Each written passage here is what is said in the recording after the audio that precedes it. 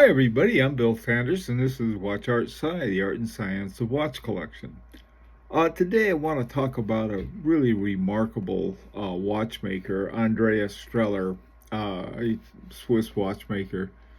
And I want to take a look at his watches, and at the end, I think I found a way that some of us may be able to find a watch with a movement that he created. So let's take a look at this Streller's work.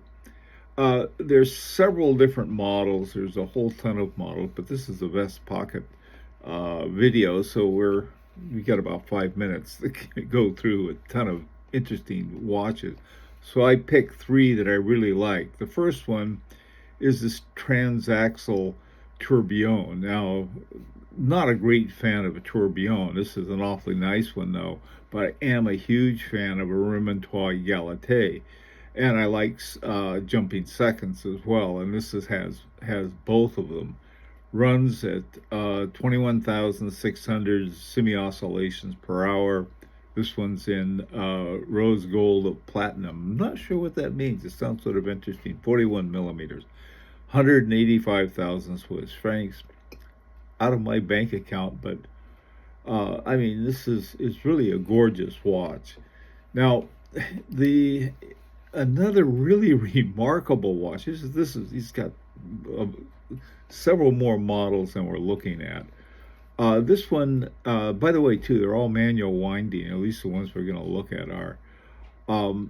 This one is the world's most precise moon phase, with 2 million years for 1 day of deviation. Really remarkable. 78 hours, double barrel mainspring. He doesn't really specify whether it's in parallel or series for the double barrel. My hunch is with 78 hours, it's serial, but really an amazing watch. It features a phase of the moon indication with a precision of 1 day in 2 million years. Okay, in 2014, this was the most, according to the Book of World Records, this was the most precise such device they had as a mechanical watch. And it still is. This is in 2022, so it's going to be a while to break this record. Really a remarkable watch. Now this last one is the Papillon. I've got every one of these. I swear I thought, oh God, this is my favorite. This is my favorite. They all are favorite. This one may be my actual favorite. It's a manual winding, and it has what's referred to mysterious hours and minutes displayed in the gears. So the actual gears have it. And it's 2.5 hertz, 18,000 semi-oscillations per hour, or I guess AH means the same thing, another thing. And he points out the relatively low frequency of only 18,000 AH is a classical frequency for watches and was chosen by Andreas Strehler in line with the idea of a steady, quiet, and organic watch. My favorite frequency. Now, the thing about this watch, they had two pictures of the dial. If you flip it over, there's not a whole lot. There's a little power reserve indicator on the back. This one, though, has two big wheels. I got them labeled there. The center wheel, I have 3 lines going out. It's this huge wheel that takes over half of the diameter of the dial area, and that's the center wheel. The second wheel is another great big wheel, and that's it for the wheel train. Just those 2 giant gears. Now there are other gears in there as well, and their primary purpose is to display either the hours, the one up toward 12 o'clock, or minutes, the one down around between 4 and 5 o'clock. And the reason it's called papillon, which is French for butterfly, is that the shape of the bridges, you can see those in black, Those are the bridges, and they are in the shape of a papillon. 123,000 Swiss francs. Again, out of my budget. Now, what I always do when I find a watchmaker of this caliber, and I know I can't afford it, I sort of look around to see maybe they were working on something at some other time.